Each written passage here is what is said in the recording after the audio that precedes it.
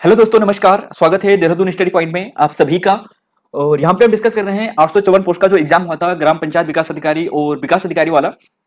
कौन से ऐसे प्रश्न हैं जो डिलीट होने वाले हैं। देखिए दोस्तों, इस पर स्पेशल अलग से वीडियो बनाने का हमारा कोई भी यहाँ पे मकसद नहीं था, लेकिन पिछले 5-6 दिनों से हमारे पास बहुत से मैसेज आए हैं और उन्हीं मैसेज का हम यहाँ पे रिप्लाई करने वाले हैं। कौन से संभावित प्रश्न हैं जो डिलीट होने वाले हैं। और यहाँ पे देखिए दोस्तों, यहाँ पे जो हम सोर्स रख रहे हैं वो एक क्या है, किताबों का सोर्स है, बुक का सोर्स है, कुछ अदर्स जो स्टूडेंट्स ने हमें डाटा दिया है उसी का सोर्स है। उसी के आधार पर हम ये रख रहे हैं।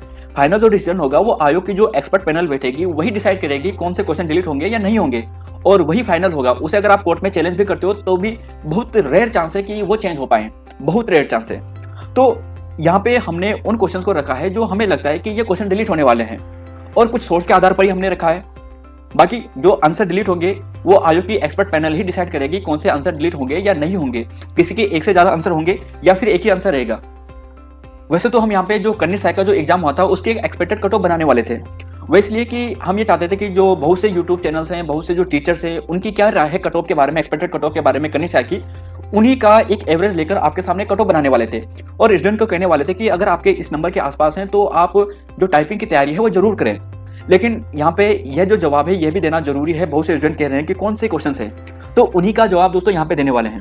तो सबसे पहले बात करते हैं 5 दिसंबर की पहली शिफ्ट में। तो देखिए दोस्तों, पहला क्वेश्चन यही है कि उद्गम के आधार पर शब्द समूह को कितने भागों में बांटा गया है, और इसका राइट आंसर क्या है आप सभी जानते हैं, ऑप्शन नंबर सी है। लेकिन आयोग ने क्या माना था, आयोग ने जो माना था वो ऑप्शन नंबर ए माना था। अगर यहाँ पे ऑप्शन 4 होता तो वो ज्यादा सही होता। 4 नहीं है तो 5 ऑप्शन में है तो ये ज्यादा सही है। तो यहाँ पे जो चांसेस है आंसर के चेंज होने के ये है कि 6 से जो चेंज होगा वो 5 में हो जाएगा।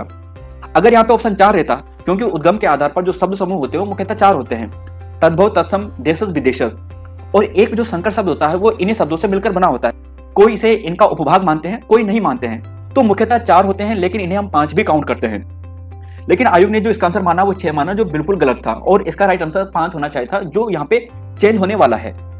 अब आयोग इसका आंसर कितना मानता है वो आयोग की एक्सपर्ट पैनल है वही डिसाइड करेगी। इसके सोर्स की बात करें तो यहाँ पे जो एनसीईआरटी है उसके आधार पर भी आप देख सकते हैं यहाँ पे क्या है, इसके 5 स्रोत हैं। और यहाँ पर जो पनेरू सर की जो बुक है हिंदी में, यहाँ पर भी साफ साफ लिखा गया है कि इसके स्रोत के आधार पर इसे 5 भागों में बांटा गया है। दूसरा क्वेश्चन ये था कि 5 तारीख की पहली शिफ्ट में कि तुलसीदास ने विनय पत्रिका की रचना किस भाषा में की है। आयोग ने इसका आंसर ऑप्शन नंबर बी माना है, अवधी भाषा, जो कि क्या है, गलत है। और इसका जो राइट आंसर है वह ऑप्शन नंबर डी, ब्रज भाषा। तो ब्रज भाषा आयोग ने नहीं माना, जबकि आयोग ने अवधि माना है। तो यह प्रश्न भी चेंज होगा, मोस्ट प्रोबेबली ब्रज में हो सकता है। लेकिन कुछ स्टूडेंट ने हमें जब वो सोर्स दे रहे थे तो उन्होंने बताया कि किस किताब में अवधि लिखा है, तो डिलीट भी हो सकता है। लेकिन मैक्सिमम चांस है कि यह जो प्रश्न होगा इसका आंसर चेंज होगा, अवधि से ब्रज भाषा में इसका आंसर चेंज होगा। क्योंकि एनसीईआरटी में अगर आप देखोगे तो एनसीईआरटी में इसका जो राइट आंसर मिलेगा, यानी विनय पत्रिका कविता वाली की जो भाषा मिलेगी वो ब्रज भाषा ही है। तो इसका आंसर तो दोस्तों चेंज ही होने हैं। अगले क्वेश्चन की बात करते हैं। देखिए कि यही संक्षेपण का अर्थ बताइए। अब संक्षेपण का अर्थ क्या है, आयोग ने क्या माना है, ऑप्शन नंबर डी माना है, अनिवार्य तथ्यों का चयन। बिल्कुल, जब संक्षेपण का मतलब ही ये होता है कि किसी वस्तु को संक्षेप में लिखना, यानी जो आवश्यक तथ्य हैं उन्हीं को वहां पे लिखना है।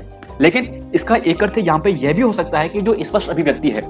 तो यह प्रश्न विवादित बन रहा है। आयोग या तो इसके आंसर ए भी मान सकता है या डी भी मान सकता है या दोनों मान सकता है। तो अब आयोग पर डिपेंड करता है कि आयोग इसका आंसर क्या माने। संक्षेपण के संदर्भ में जो कुछ स्टूडेंट है उन्होंने यहाँ पे ऑब्जेक्शन दिया है। जैसे उन्होंने ऑब्जेक्शन दिया था यहाँ पे कि संक्षेपण के अर्थ आयोग द्वारा ऑप्शन डी माना है, जो कि सही भी है। लेकिन संक्षेपण का एक अर्थ स्पष्ट अभिव्यक्ति भी होता है, और उसके प्रमाण में जो उसने यहाँ पे जो ऑब्जेक्शन दिए हैं, यह नालंदा पब्लिकेशन का जो डॉक्टर पृथ्वीनाथ पांडे जी की बुक है। यहाँ पे स्पष्ट अभिव्यक्ति के बारे में बताया गया। अगर आप इसे डिटेल से पढ़ोगे तो आपको पता चलेगा कि स्पष्ट अभिव्यक्ति भी इसका एक पार्ट है और महत्वपूर्ण पार्ट है। तो यह भी इसका एक अर्थ बनता है।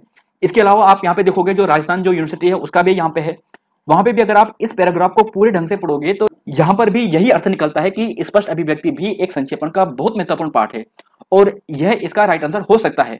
अब आयोग पर निर्भर करता है क्या इसका आंसर देता है, डिलीट करता है, या फिर इसके दोनों आंसर मानता है। तो देखिए दोस्तों, यहाँ पे ऐसा ही है। इस बार जितने भी क्वेश्चन आयोग ने दिए हैं वो विवादित प्रश्न हैं। बहुत से ऐसे क्वेश्चन हैं जिनके एक से ज्यादा आंसर निकल रहे हैं। तो इसी आधार पर हम कह रहे थे कि जो क्वेश्चन है इतने डिलीट हो सकते हैं। बाकी आयोग कितना करता है वो अलग बात है, 4 भी कर सकता है, 5 भी कर सकता है, यहां तक कि 10 भी कर सकता है। तो हम यहाँ पे इसलिए कह रहे थे। अब देखिए, निम्न में से फारसी शब्द क्या है। जी हाँ, बिल्कुल ऑप्शन नंबर सी, फारसी जो शब्द है वो 1000 शब्द है। लूसेंट में आपको इसका मकान भी मिलेगा कुछ। लेकिन अगर आप एनसीईआरटी की बात करोगे तो एनसीईआरटी में आदमी आपको फारसी भाषा के अंतर्गत भी मिलेगा। अब आप क्या कहोगे, जब एनसीईआरटी में मिल चुका है तब आप कैसे कर सकते हो। तो देखिए दोस्तों, यहाँ पे फारसी भाषा के दो शब्द बन रहे हैं, आदमी और हजार। हजार तो 100% श्योर है, लेकिन आदमी भी यहाँ पे एक अर्थ बन रहा है फारसी भाषा का। तो यह प्रश्न भी है। अगले बात करते हैं, यह है क्वेश्चन नंबर 5 है कि भ्रष्टाचार के आरोप से। तो इस क्वेश्चन की बात करें तो आयोग ने जो आंसर दिया है वो रॉबर्ट क्लाइव दिया है, जो सही है। लेकिन प्रश्न आयोग ने यहाँ पे गलत पूछ दिया है। प्रश्न क्या पूछा कि गवर्नर जनरल। तो पहली बात तो वो जनरल नहीं था, केवल गवर्नर था। इस आधार पर यह प्रश्न डिलीट हो सकता है। गवर्नर जनरल वारेन हेस्टिंग्स से शुरू होता है, यानी बंगाल का अगर गवर्नर जनरल की बात करें तो वारेन हेस्टिंग्स होता है। बंगाल का केवल गवर्नर की बात करते हैं तब रॉबर्ट क्लाइव सही होता है। तो इस आधार पर यह प्रश्न डिलीट हो सकता है। कहने का जो अर्थ था वो रॉबर्ट क्लाइव का ही था, यानी जो इस प्रश्न का जो उत्तर बनता वो रॉबर्ट क्लाइव ही बनता। लेकिन प्रश्न पूछने का थोड़ा जो तरीका था, उसने जो क्वेश्चन है उसको थोड़ा गलत कर दिया। इस आधार पर यह डिलीट हो सकता है। अगला क्वेश्चन है, यह रीजनिंग वाला क्वेश्चन है। इस पर भी बहुत से ने ऑब्जेक्शन दिया है और इसके भी संभावना बनती है कि यह क्वेश्चन क्या होता है, डिलीट हो सकता है, या फिर इसका आंसर ए से चेंज होकर बी बन सकता है। फिलहाल आयोग ने इसका आंसर ए माना है और इसका आंसर संभावना है कि बी हो सकता है, यानी जो एक है वो सशक्त है। इसका सोर्स भी स्टूडेंट ने दिया था, अभी हमारे पास उपलब्ध नहीं है, लेकिन दिया था।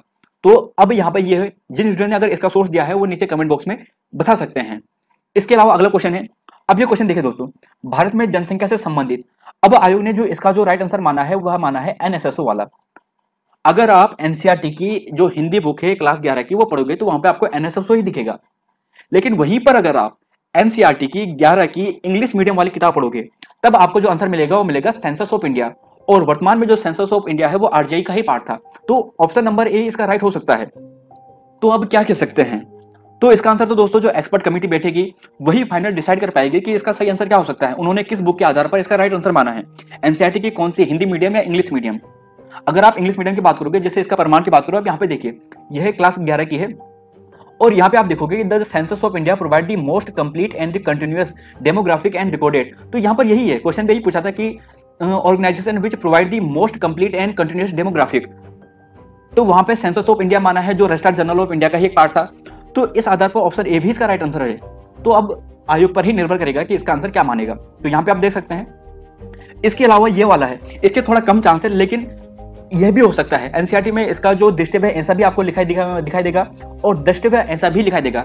लेकिन जो ज्यादा सही है वो दृष्टिव्य सही है, जो आयोग ने सही भी माना है। बहुत सी किताबों में जो दृष्टिव्य लिखा जाता है ऐसा ही लिखा जाता है शुद्ध रूप में, लेकिन एनसीईआरटी में दृष्टिव्य भी लिखा गया है। अब जब एनसीईआरटी में लिखा गया है तो इस बेस पर स्टूडेंट ने ऑब्जेक्शन दिया है। फाइनल में क्या होगा अभी हम नहीं कह सकते। तो दृष्टिव्य यहाँ पे ये हो गया। अब दोस्तों यहाँ पे एक प्रश्न और बनता है, उत्तराखंड की सबसे बड़ी प्रभाव प्रणाली कौन सी है। अब इसका आंसर आयोग ने जो गंगा प्रवाह प्रणाली है वो माना है, बिल्कुल सही है। इसमें कोई भी मतलब वो नहीं है कि इसका आंसर ये सही नहीं हो सकता, गंगा प्रवाह प्रणाली सही हो सकता है। लेकिन आयोग ने जो ऑप्शन नंबर डी है इससे कंफ्यूज कर दिया है। कैसे कंफ्यूज कर दिया है, देखिए दोस्तों, जो राज्य की जो सबसे बड़ी जो प्रभाव प्रणाली वाली जो नदी है वह है अलकनंदा नदी, अलकनंदा नदी। लेकिन अलकनंदा नदी यहाँ पे अगर ऑप्शन नंबर डी में उन्होंने उपयुक्त में से कोई नहीं कर दिया है तो उस आधार पर वह हो सकता है। लेकिन अगर बात करें अलकनंदा नदी की बात करें और भागीरथी नदी, जैसे आप सभी जानते हैं, यह गंगा का ही एक पार्ट है। तो इस हिसाब से गंगा प्रभाव प्रणाली सबसे बड़ी होगी, जो आयोग ने इसका आंसर माना भी है। लेकिन यहाँ पे एक तरीके से यह भी तो हो सकता है कि स्टूडेंट कहां से मान रहे हैं, गंगा को देवप्रयाग से आगे को मान रहे हैं या फिर पूरा जो सिस्टम है सतोपन से कहें या फिर गौमुख से कहें, कौन सा मानेंगे। तो आयोग ने जो आंसर माना है वो यहां से माना है, जो अलकनंदा भी मानी है, भागीरथी, दोनों को कमेंट रूप से माना है और इस आधार पर जो आंसर माना है वह गंगा प्रभाव प्रणाली माना है। लेकिन कुछ स्टूडेंट इसलिए यहाँ पे कंफ्यूज हुए कि उन्होंने क्या माना कि उन्हें मालूम था कि अलकनंदा नदी का सबसे ज्यादा है, तो ऑप्शन नंबर डी पर वो चले गए और इस आधार पर भी किसी ने ऑब्जेक्शन दिया होगा। लेकिन दोस्तों अब क्या आंसर होता है फाइनल वो आयोग ही डिसाइड करेगा। हम आपको इसलिए बता रहे हैं कि इस बार के जो ग्राम पंचायत विकास अधिकारी में जो क्वेश्चन बने थे वो काफी विवादित प्रश्न बने थे। अब बात करते हैं यहाँ पे सेकंड शिफ्ट में जो 4 दिसंबर का था, सिफारिश किस भाषा का शब्द है। आयोग ने क्या माना है, अरबी भी इसका है, फारसी भी है। तो दो आपको इसका राइट आंसर दिखेंगे, फारसी भी दिखेगा और अरबी भी दिखेगा। तो इसके दो राइट आंसर बन रहे हैं। 1927, ये तो खैर बिल्कुल ये क्वेश्चन तो 100% डिलीट होगा। इसका जो मोहम्मद अली अंसारी लिखा है वो गलत है, मुख्तार अंसारी है वो राइट आंसर है। तो ये क्वेश्चन तो 100% डिलीट होगा। अगला क्वेश्चन है कि एटकिंसन ने संपादित जो हिमालय क्षेत्रों का जो गजेटियर प्रकाशित हुआ था। अब देखिए आयोग ने ऑप्शन जो बी माने हैं 1882, वो सही है, बिल्कुल सही है दोस्तों, 1882 में प्रकाशित हुआ था। लेकिन यहाँ पे आपको यह भी समझना पड़ेगा कि 1882 में भी प्रकाशित हुआ था, 1884 में भी प्रकाशित हुआ था और 1886 में भी प्रकाशित हुआ था। एटकिंसन जो हिमालयन गजेटेड जो पुस्तक है उसको वॉल्यूम 1, वॉल्यूम 2, वॉल्यूम 3 करके बहुत से पार्ट आए और वो अलग अलग साल में प्रकाशित हुए। अगर आप यहाँ पे देखोगे, मैं आपको यहाँ पे नेट में ले जाता हूँ। अगर आप यहाँ पे देखोगे कि 1882 में जैसे हिमालयन गजेटेड का प्रकाशन हुआ था, लेकिन अगर आप इसकी पब्लिकेशन डेट देखोगे 1884 में भी हुआ था। इसके अलावा अगर आप इसे थोड़ा और डिटेल से पढ़ते हो तो आप यहाँ पे देखोगे कि इन दिस जो 3 वॉल्यूम थे, यानी इसके जो 3 वॉल्यूम थे जो हिमालयन गजेटेड की बात करेंगे, 3 वॉल्यूम जो 1981 से 86 के बीच में प्रकाशित हुए थे, यानी 82 में भी प्रकाशित हुआ था, 84 में भी हुआ था और 86 में भी हुआ था। इसके 2-3 वॉल्यूम आए थे, इसलिए अलग अलग सालों में प्रकाशित हुआ था। और आयोग ने इसका जो आंसर माना है वो क्या माना है? आयोग ने इसका जो आंसर माना है वो माना है केवल 1882, जबकि ऑप्शन में 1884 भी दे रखा है और 1886 भी दे रखा है। तो यह प्रश्न भी काफी विवादित है। अब अगला क्वेश्चन है यहाँ पे कि जैसे कि भारत में निम्न पत्नों जो बंदरगाह हैं, इनका आपको क्रम लगाना है उत्तर से दक्षिण की ओर। आयोग ने इसका जो आंसर माना है, ये ऑप्शन बी माना है शायद कि विशाखापट्टनम, मंगलुरु, चेन्नई और तूतीकोरिन। और यहाँ पर जो ऑप्शन नंबर ए है, जबकि बहुत से स्टूडेंट का मानना है कि ये इसका सही आंसर है। अब इसका राइट आंसर कैसे होगा? देखिए दोस्तों, अगर आप यहाँ पे मैप में चलोगे से, तो मैप में अगर आप इसकी लोकेशन देखोगे तो आपको ये दिखेगी। देखिए मैंगलोर और चेन्नई एकदम सीध में आपको दिखाई देंगे। केवल 0.1 का फर्क है। 0.1 के फर्क की बात करेंगे, यहाँ पे देखिए कि चेन्नई की लोकेशन आप देखिए, चेन्नई की लोकेशन है 13.08 डिग्री पे नॉर्थ में, और मंगलुरु की आप लोकेशन देखोगे 12.91 में मिलेगी। लगभग 0.1 का फर्क है। तो आयोग ने सबसे पहले इतना नजदीक का मामला पूछा है, जिसमें स्टूडेंट को ऑब्जेक्शन देना पड़ा और बहुत से स्टूडेंट को यहाँ पे गलत हो सकता है। तो आयोग इस प्रश्न को डिलीट भी कर सकता है। ऐसे चांस बन रहे हैं कि आयोग इस प्रश्न का डिलीट कर सकता है या फिर इसका आंसर चेंज कर सकता है। क्योंकि अगर आप स्थिति देखोगे तो यहाँ पे जो 13 डिग्री है, यानी चेन्नई आपको थोड़ा ऊपर दिखाई देगा और मंगलुरु जो आपको दिखाई देगा वो 12.9 पे दिखाई देगा, वो थोड़ा नीचे दिखाई देगा। क्योंकि 0 डिग्री से शुरू होगा, 0 से पहले सबसे ऊपर चलते जाओगे तो 12 पहले आएगा और फिर 13 बाद में आएगा। तो इस हिसाब से इसकी स्थिति बनेगी। तो यह क्वेश्चन भी विवादित है और डिलीट होने के चांस है या फिर आंसर इसका चेंज होने के चांस है। 94 वाला क्वेश्चन है कि टिहरी गढ़वाल में निर्वाचित जो डोबरा चांठी जो पुल है, इसकी लंबाई कितनी है? यह क्वेश्चन तो 100% चेंज होना है, इसमें कोई भी दो राय नहीं है। इसके अलावा यहाँ पे जो 5 तारीख की जो सेकंड शिफ्ट थी कि 2011 की जनगणना के अनुसार किताबों में आपको इसका आंसर अलग मिलेगा। अगर आप ऑफिशियल वेबसाइट में जाओगे तो आपको इसका आंसर ये मिलेगा। आयोग क्या डिसाइड करेगा, फाइनल में ही पता चलेगा। यह क्वेश्चन तो 100% डिलीट होगा। और इसके अलावा बात करें यहाँ पे 1-2 क्वेश्चन और है कि भारतीय संविधान में नगर निकायों की अवधि कितनी है? ऑप्शन यानी उपयुक्त में से कोई नहीं, यानी ऑप्शन नंबर डी इसका राइट होगा, क्योंकि इसका राइट आंसर क्या होगा? 43U इसका राइट आंसर होगा। 67वां क्वेश्चन है कि 19वें भारतीय फिल्म फेस्टिवल अवार्ड में, तो यह क्वेश्चन भी गलत है और यह भी डिलीट होने के चांस है। तो देखिए दोस्तों, इस हिसाब से आपने देख लिया होगा कि जो इस बार के क्वेश्चन आयोग ने पूछे थे वो बहुत विवादित क्वेश्चन है। किसी के एक से ज्यादा आंसर है, इस हिसाब से वो क्वेश्चन डिलीट हो सकता है या फिर इसके दोनों आंसर आयोग मान सकता है या फिर क्वेश्चन को ही डिलीट कर सकता है। तो दोस्तों यहाँ पे ये वीडियो केवल इसलिए ही थी कि बहुत से स्टूडेंट ने हमें ये बताया था कि आप किस आधार पर कह रहे हैं कि ये क्वेश्चन डिलीट होने वाले हैं। तो जो क्वेश्चन डिलीट होने वाले थे हमने आपको बता दिए हैं, किस आधार पर है वो भी हमने आपको बता दिए हैं। अब फाइनल डिसीजन यूकेएसएससी ही लेगा, जो उसकी एक्सपर्ट कमेटी बैठेगी वही यहाँ पे डिसाइड रहेगी। तो जितनी संभावना हमें लगती थी हमने आपको बता दिया है।